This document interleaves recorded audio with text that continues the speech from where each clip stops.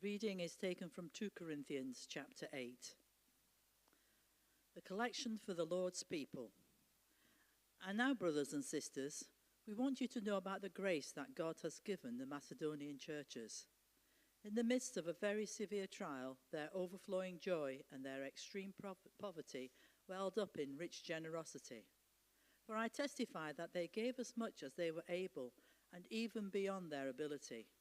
Entirely on their own, they urgently pleaded with us for the privilege of sharing in this service to the Lord's people.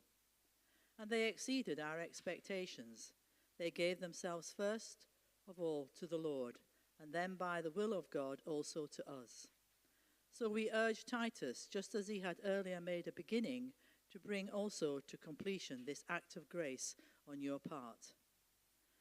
But since you excel in everything, in faith, in speech, in knowledge, in complete earnestness, and in the love we have kindled in you, see that you also excel in this grace of giving. I am not commanding you, but I want to test the sincerity of your love by comparing it with your earnestness of others. For you know the grace of our Lord Jesus Christ, that though he was rich, yet for your sake he became poor, so that you through his poverty might become rich. And here is my judgment about what is best for you. In this matter, last year you were the first not only to give, but also the desire to do so. Now finish the work, so that your eager willingness to do so may be matched by your completion of it, according to your means. For if the willingness is there, the gift is acceptable according to what one has, not according to what one does not have. Our desire is not that others might be relieved while you are hard pressed, but there might be equality. At the present time, your plenty will supply what they need, so that in turn their plenty will supply what you need. The goal is equality.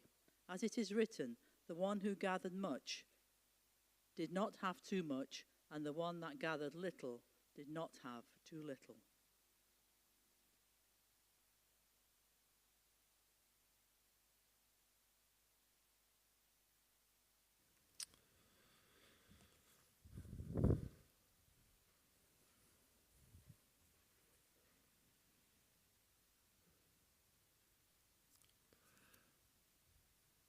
So we decided to do a series about generosity in this church. And we may well ask right at the very start, why do we do that? This church has plenty of volunteers, but sometimes we're short of volunteers. This church has great governance. We've got full PCC. We've got 2 excellent wardens. We've got a fantastic treasurer, but sometimes, like this morning, there wasn't somebody just to warden for the Sunday service. We have a good amount of money in the bank, and perhaps some people think perhaps more money than we need in the bank, and yet we do have 2 buildings, which we are struggling to maintain both. So there's always this tension in generosity between what we have, perhaps what we'd like, and the reality of the situation. And I thought that was interesting what Esther did this morning about the differences around us, around necessity and luxury. And as I was doing that, I did make a couple of notes. Becca and I, when we were doing up a house during COVID and afterwards, were without a shower in our house for 7 months. It's that bad, Martin, yes. I didn't come to church at any of that time, no. So what happened was we went on tour with an IKEA bag. And in the IKEA bag was a couple of towels and a change of clothes. And we would rock up at the widow's house on a Tuesday evening at about 8 or 9 o'clock with our IKEA bag. They'd open the door, point the way up the stairs. We'd go and have a shower. We'd walk back down, wave at them and leave. And that wasn't because we were being rude. That was because their generous nature just allowed us to go and use the shower. It was the same with Tim and Rose. We would rock around to Tim and Rose's house, go and have a shower, maybe have a cup of tea and then leave. It was the same at the Smiths, and sometimes when we were going to house group at Lucy and John's, we'd go to house group earlier, have a shower, and then just sit through house group. There was no expectation from them of money or the fact that we had to babysit that night because we did it. They just allowed us to do it. So we were without a shower, and I do count a shower as a necessity, but it wasn't a necessity because of the generosity of some lovely people in this fellowship. And Esther is right. There is a shortage of beds for young children. There's a charity in Leeds that Becca and I follow called Zarak that have done a massive project across Leeds and are rolling that out around Yorkshire for children in schools in the 21st century in this country who do not have a bed. It's a disgrace. There we go. Let's go back to my notes before I get on that hobby horse. So there's always this tension between talking about generosity and talking, may I even mention the word money, and the fact that most of us in this room have got quite a lot of money, and also this church actually has got quite a lot of money. But I'll just mention a few of the things that we're a bit short of in this fellowship. So we're a bit short at the moment around volunteers around children and youth, because actually coming up from the young people, the room's half empty because we've got so many children downstairs. There is a group of those children that are now moving up towards the youth work in this church, and we will be struggling for volunteers around that. If we take some of the volunteers out of children's work, we will then be a little bit short around people doing children's work downstairs. Sometimes we're a little bit short of people just to open up and shut the building. Some of the other things that we mentioned. In fact, we're short of a minister at the moment. That's a bit of a moment for us as well. So there's lots of things going on. So we wanted to talk about generosity, and we picked this section, 2 Corinthians 8 and 9. So let's just delve a little bit into why we picked Corinthians. Well, lots of you will have heard of preachers about Corinth where they talk about it was a seaport and it was a confluence of lots of different areas coming together. There were a lot of different thoughts. There were people coming from Rome. There was Greek thought. There was an influence of mysticism. It was a trading port. There was a lot of sexual immorality, inevitably, as people were traveling across nations. We've heard a lot about that, and people, when they talk about these books, talk quite a bit about it. So I thought we would just have a little quick dip into the actual books themselves. So, 2 Corinthians, these are 2 letters written from Paul, the Apostle Paul, to the church in Corinth. Now, there is discussion among scholars as to how many books there actually were, or how many letters there should be. Some people are actually say there's 4 letters, and this is letters 2 and 3, and we haven't got 1 and 4. Some other people say that the 2 Corinthians is actually parts of those other letters all put together. Some of it doesn't sound like Paul, some of it does. There's lots of these discussions that go on. What we do know is that Paul had a relationship with a church in Corinth.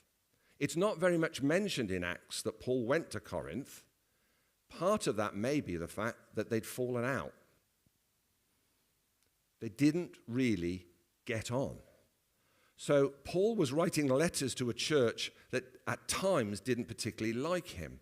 And part of that was because in the Corinth church there was all these influences of different thoughts. There were people that were quite liberal and thought that Paul was much, much too difficult to get on with.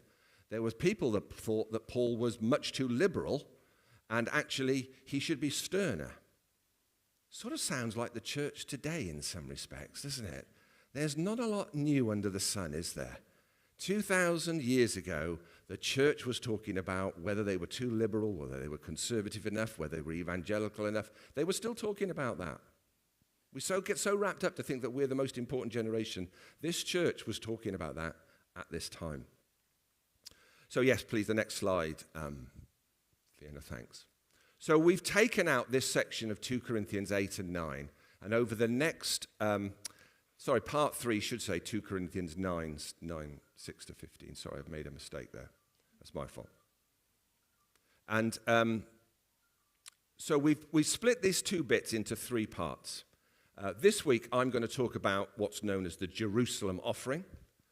Next week, Archdeacon David is going to talk about, which is a much more difficult thing to talk about, the administration of grace, something around stewardship.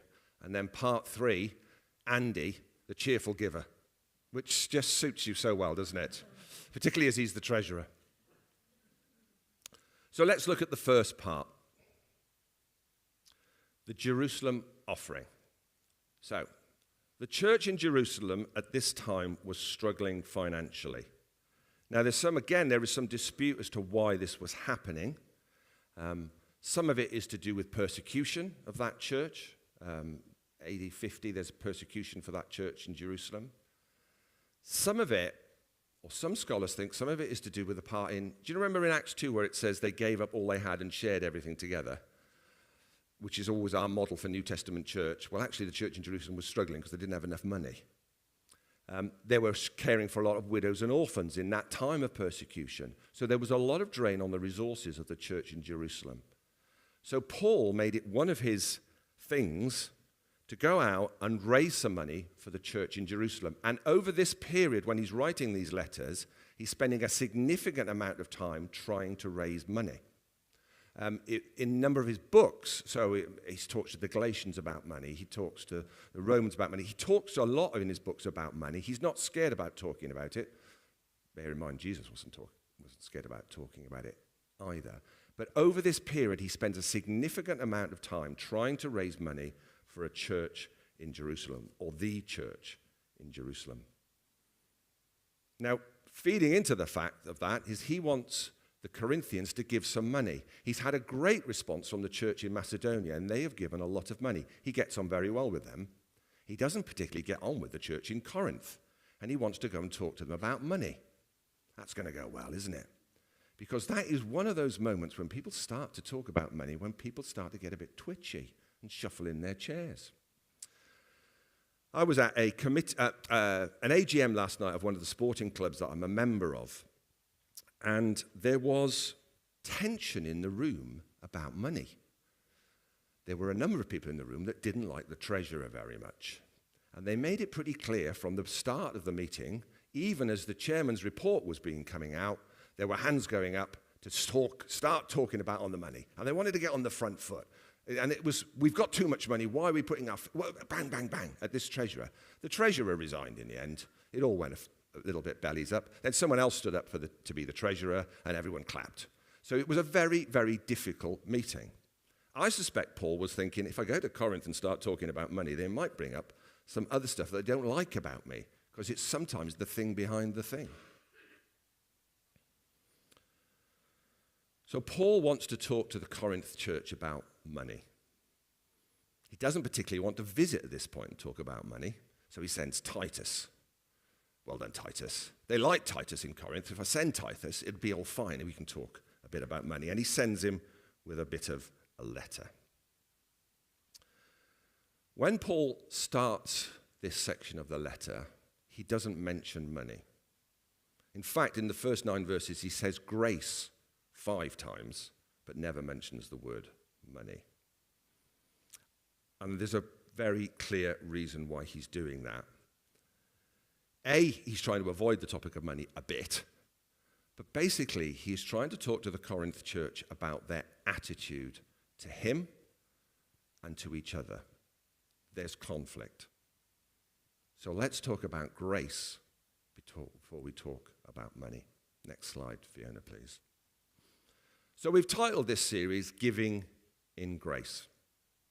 Now, it might come as a bit of a surprise to us, but for the first few hundred years of the church, after Jesus died, people weren't really sure about grace. They argued about it quite a bit. In fact, around the time of Augustine, around 400 AD, there was quite a bit of conflict in the church about what grace was. This continues for hundreds of years. It goes through Augustine, it goes to I'm trying to find Aquinas in the 12th, 13th century, it goes to Luther in the 14th, 15th century. People argue about what grace is. Becca, what's the phrase that we used to say to the kids?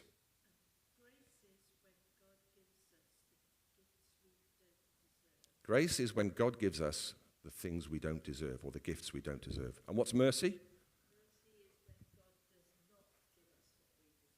Mercy is when God does not give us the things that we deserve. So grace is when God gives us the things we don't deserve.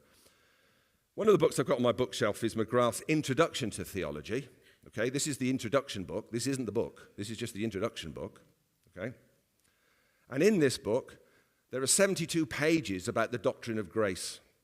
Okay, I am not going to go through the doctrine of grace this morning, you'll be glad to know, because even in the introduction, there's 72 pages about it.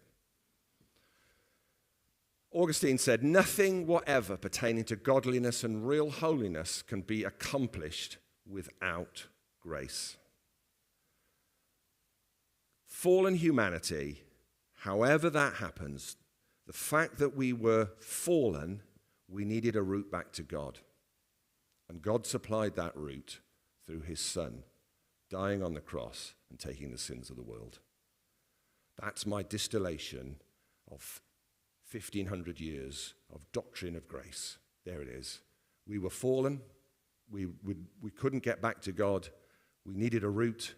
Jesus came. We found a route through him. That's what I'm going to say about grace. I'm not quite all I'm going to say about grace.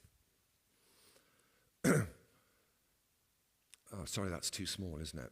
It's all right, go for it. Yeah, go for it. It is quite small. Inevitably, with a Rowan Williams quote, it's quite a long quote. So if anyone's read any Rowan Williams books, they are very dense and quite long, or short, but they're still very dense. To say we receive the grace of God is as if to say that some little crevice halfway down Niagara Falls receives some water from a waterfall. Receiving isn't quite adequate to the notion of being absolutely saturated and soaked by something that descends and passes on and draws you in.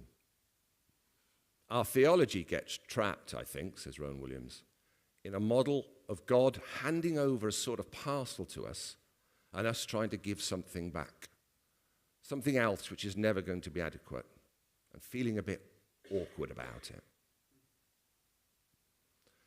Some of the churches that I've been a part of over the years have tried to suggest that I should work harder, that I should do more to be part of the church. That just because there is this grace, this overflowing Niagara Falls style of waterfall pouring past me, saturating in me and soaking me, well, Paul, you need to make sure you turn up to meetings, and you really need to be at house group on Wednesday, and also you need to do this, and we're doing this on the next Sunday, and you need to be there. Fortunately, I managed to break that within myself, and part of the reason I'm at this church is because we're pretty relaxed about that sort of stuff. We don't put huge demands on each other to be at stuff all the time. Thank you. Great. But still, we are sometimes a bit short of stuff and short of people. So what Paul is trying to say at the start of the Corinthians is not about giving more money to Jerusalem. This is not about there's people over here that should have some more. This is not about a church that needs you to do more. This is coming from an overflow of grace from a generous God. So he goes about to start some fundraising, and I wished Ben Widows was in, because Ben knows quite a lot about fundraising. And one of the key moments of fundraising is the ask. So if you look at, let's say children in need. So we see children in need on a Friday night on television. They have a load of people doing stuff, whether that's comedy or EastEnders, whatever. Then in amongst it is the ask. In amongst it is a video of some starving children or a youth club that is falling apart because it hasn't got money. It uses the device of getting us involved in the program, getting us involved in the idea, and then there's an ask. And that is incredibly successful. They raise huge amounts of money. Fundraisers do it all the time. But Paul isn't commanding the church to do something. He's not doing an emotional ask about a need. Paul doesn't want Corinth to match Macedonia pound per pound or to calculate a giving amount or a percentage. He wants Corinth and us to lean into the flow of grace and share in the generous life of a generous God. The key discipleship question for us is not how much I give, but how much of me and how much of what God has given to me is reflected in what I give to God. I can.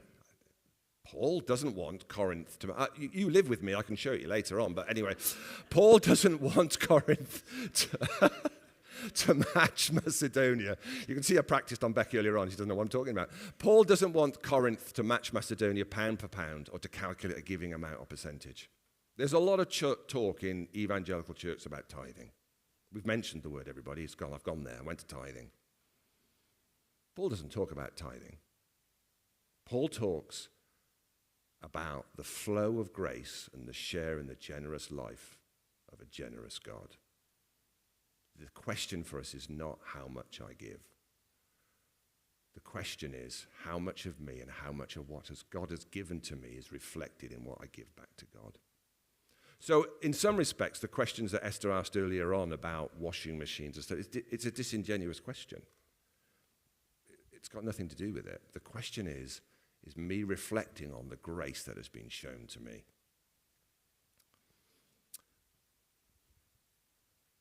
Paul's asking for almost sacrificial, sort of sacramental giving. He's asking it for it to be something that is within us in everything we do. And that was played out for Becca and I in the widows, just letting us come into their house and use their shower. It's not a big thing. I didn't even notice it most of the time. I slipped in, I had a key. No, I didn't. But it was sacrificial giving on their part because it was something that meant so much to us. It was just part of who they were. It was a fantastic moment. We'll just have the next slide, Fia. I'm coming towards the end now. So this part here, 2 Corinthians 8, verse 9, is right at the central part of what I wanted to say. For you know the grace of our Lord Jesus Christ, that though he was rich, yet for your sake he became poor, so that you through his poverty might become rich. It's a typical Paul sort of phrase. There's a lot of words. He does this sort of, because of this his sake he became poor. It's a classic moment of Paul. Tom Wright says this about that verse. Oh, sorry, it's so small. I do apologize. Perhaps after all, these practical chapters about money, there's all this talk about the Jerusalem offering, all this stuff about you need to do this, you need to do that, are among Paul's greatest theological writing. Jesus, with all the riches of his life, in the glorious mystery of God's inner being, that means that Jesus was one with God and is God, became poor. Both in the sense that becoming human was an astonishingly humbling thing. He became human, the poverty of humanity. And in the sense that the human life he took on was not royal. It wasn't rich. It wasn't splendid in any of the world's terms, but instead it was poor, it was humble, and eventually shameful. Paul isn't asking people to become poor to give stuff away.